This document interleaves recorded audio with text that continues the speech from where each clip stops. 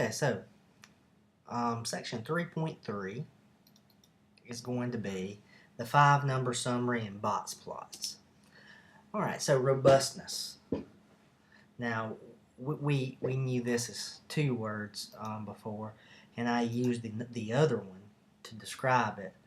I said it was resistant. Resistant.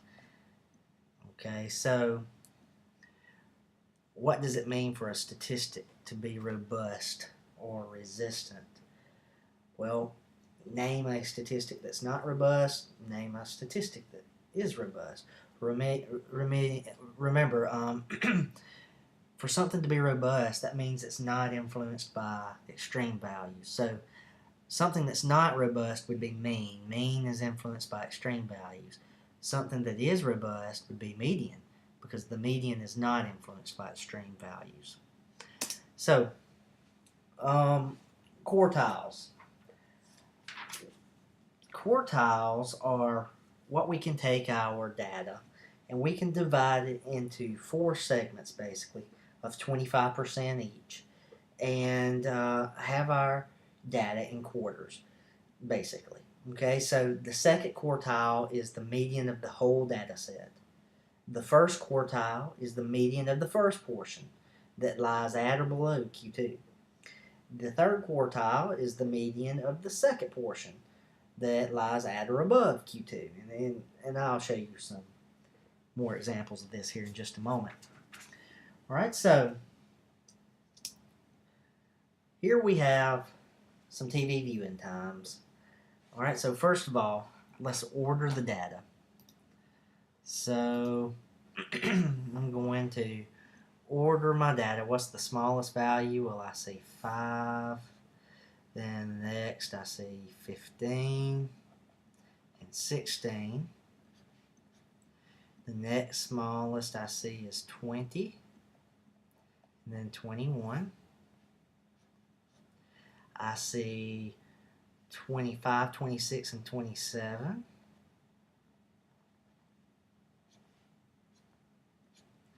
I see 30 and I see 2 30s here as being my next. Okay, I see 31. I see 32 twice. I see 35. 34, then 35. I was leaving one out there. Wouldn't want to do that. I see 38, 41, 43, and 66. 41, 43, 66. Oh, and there's another 38 in there. Don't let me forget that. See, that's why it's good to cross them out. You can always catch the ones you forget like that. All right, so we put them in order. All right, so find the median of the data set, or Q2. Okay, so Q2 is the median of the whole data set. Well, how many numbers do we have here? 1, 2, 3, 4 times 1, 2, 3, 4, 5. So we have 20 numbers. So we're looking for the middle 2 numbers. So if you do your counting correctly, these should be the middle 2 numbers. So remember what we do with the middle 2. We find the average of the middle 2, which is going to be 30.5. Okay? Now, it says find Q1 and Q3. All right, so I'm going to change to a different color so we can see this a little better. Q1. Q1 is going to be all the data at or below 30.5. So that's going to be all of this data. This is going to be Q1. All of this data will be our Q3. Okay? So find the median of Q1. Well, first of all, let's count how many numbers we have. 1, 2, 3, 4, 5, 6, 7, 8, 9, 10. Okay? So we have to find the middle two. And I believe if you find the middle two, that would leave you with 4 on each side, so that's right. So that's going to be 21 plus 25 divided by 2. Okay, so that's going to be 46 divided by 2, which is going to be 23. So that's our Q1. All right, so Q3, how many numbers do we have here? Well, we have 1, 2, 3, 4, 5, 6, 7, 8, 9, 10. So we have 10 again. So we're looking for the middle two. And the middle two should be these two, 4 on each side. So remember, that's going to be 35 plus 38 divided by 2. Okay, and 35 plus 38 divided by 2 is going to give us a 36 and a half.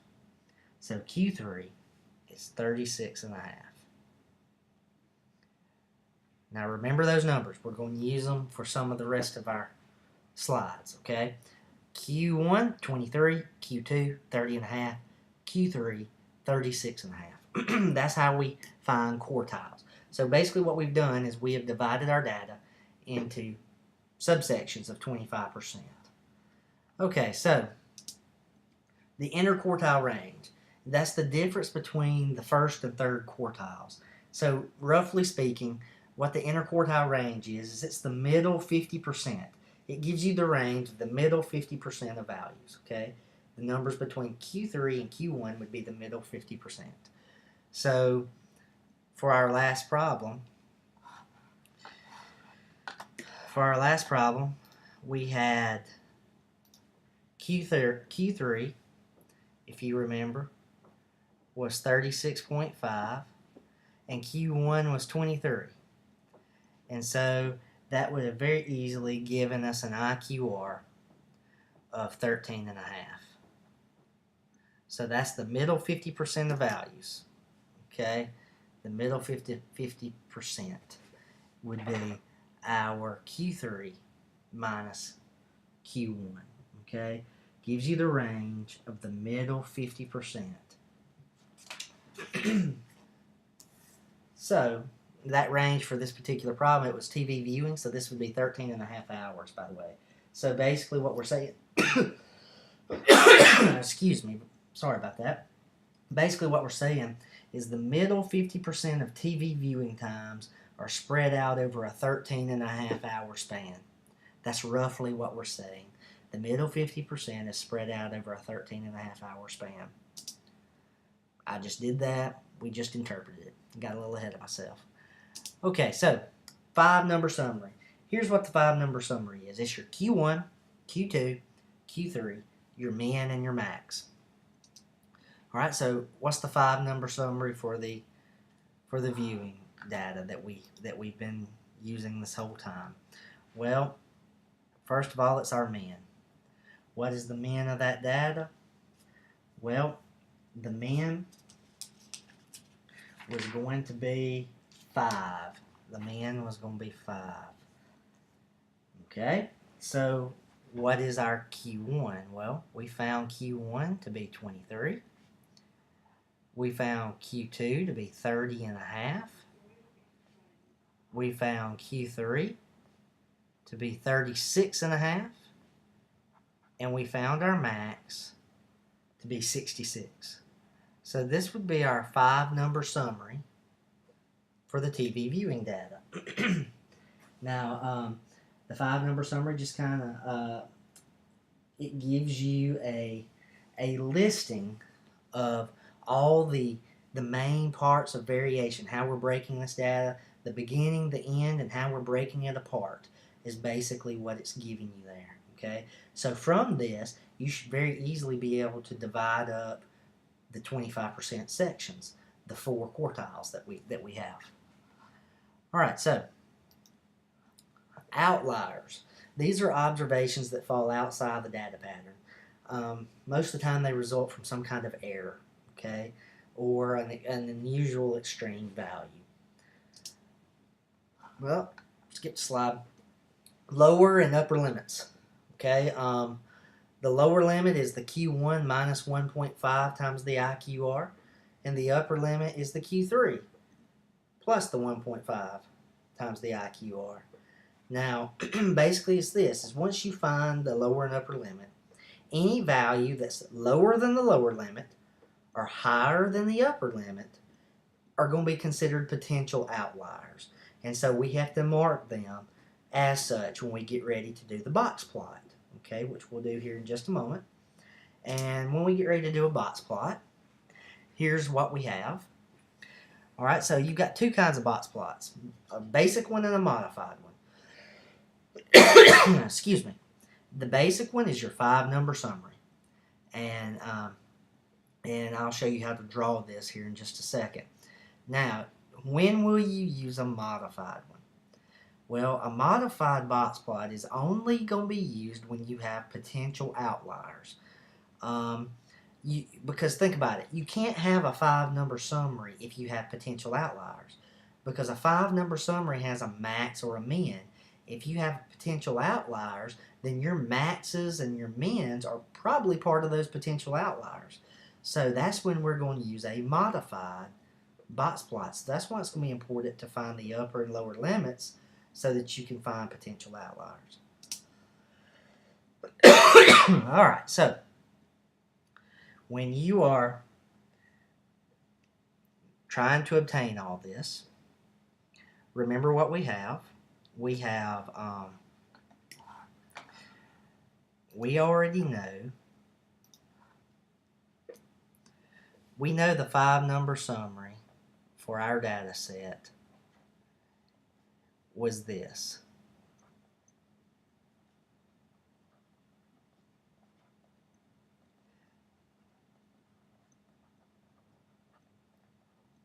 Now, the question is, are 5 and 66 potential outliers? So the only way for us to determine that is with our lower limits and our upper limits. So remember, the lower limit formula is Q1 minus 1.5 times the IQR. And the upper limit is going to be Q3 plus 1.5 times the IQR. Now we've already found IQR as well. Remember, our IQR for this was 13.5. Okay, so plug in your formulas here. And so in my trusty calculator, I've got 23 minus 1.5 times 13.5, which is 2.75. 2.75. Okay, so that is going to be our lower limit there, 2.75. So what about our upper limit? I'm sorry about that. Got a catch in my throat. My Q3 is 36.5 plus 1.5 times 13.5. And that's going to be 56.75.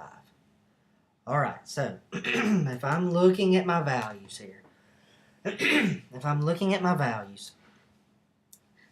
determine if we have any potential outliers, we'll look at my min, first of all. Is my min lower than my lower limit? Well, no. So the min is not a potential outlier. So we're good on that end of the data set. All right, let's look at the other end of the data set where our 66 is, our max. Our 66 is greater than our upper limit. So 66 is a potential outlier. Now, look at your data.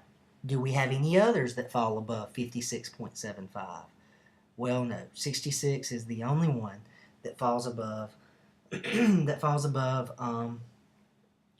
our upper limit. So we don't have any that are that are potential outliers other than 66. So because we have a potential outlier, I automatically know I've got to use my box plot. Got my modified box plot. Okay, so here's how we're going to do this.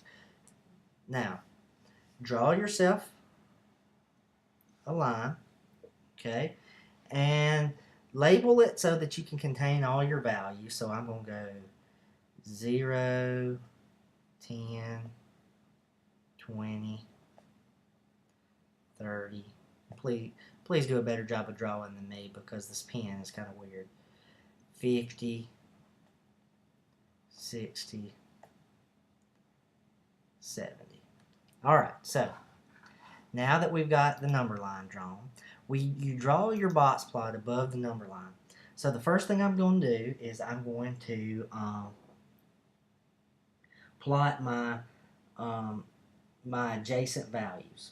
Okay, so well, let me not get ahead of myself. I do this a different way than what your book does. So let's do it like your book. So you have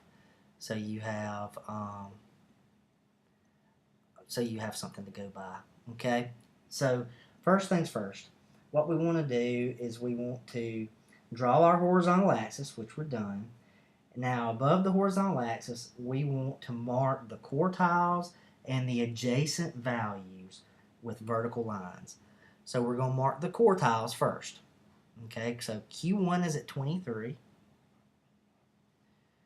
Q2 is at 30 and a half. Q3 is at 36 and a half. Okay. So you got those. Now, adjacent values. These are the most extreme observations that are not potential outliers. Well, on the minimum side, we didn't have any potential outliers. So 5 would be the adjacent value there. 5 would be the adjacent value. On the upper end, we did have a potential outlier, which is 66. So what's the next highest number other than 66? Well, best I can tell, 41. Okay, so 41 is an adjacent value. So I mark it with a vertical line. Now connect the quartiles to make a box. So I'm connecting my quartiles to make a box here.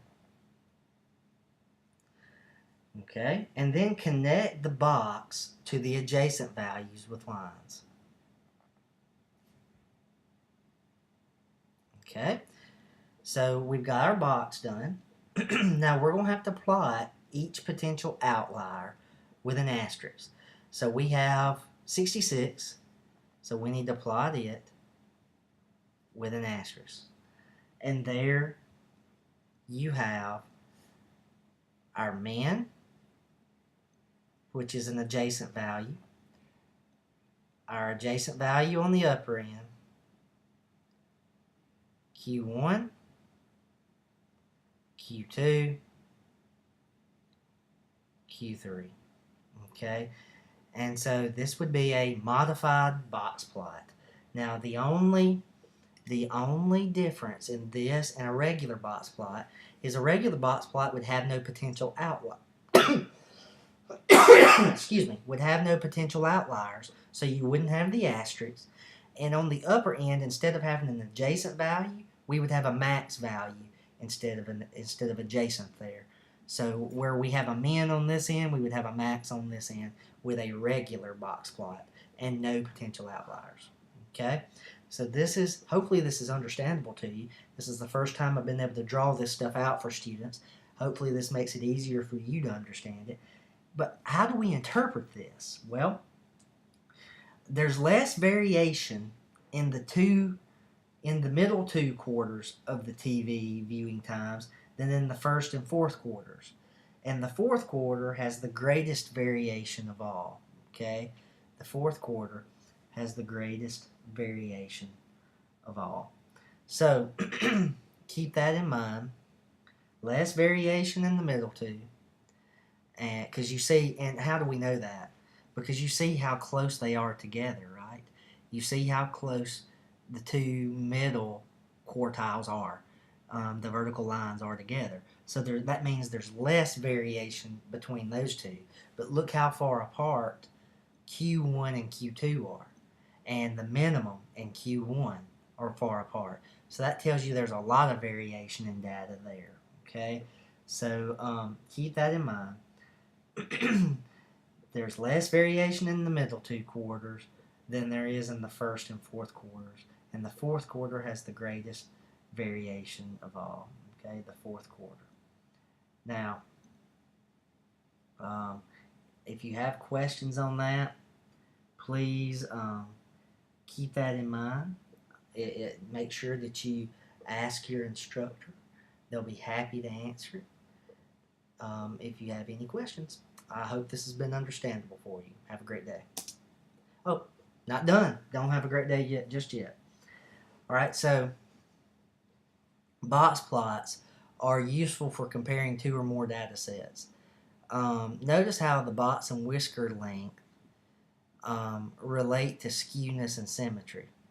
So look at what a uniform box and whisker plot looks like. Look at how the graph of the data looks. Bell shaped, right skewed, left skewed. So it kind of, the box goes with the data, so to speak. So keep that in mind as you're looking at these. So now, now we're done. If you have any questions, please do not hesitate to ask your instructor.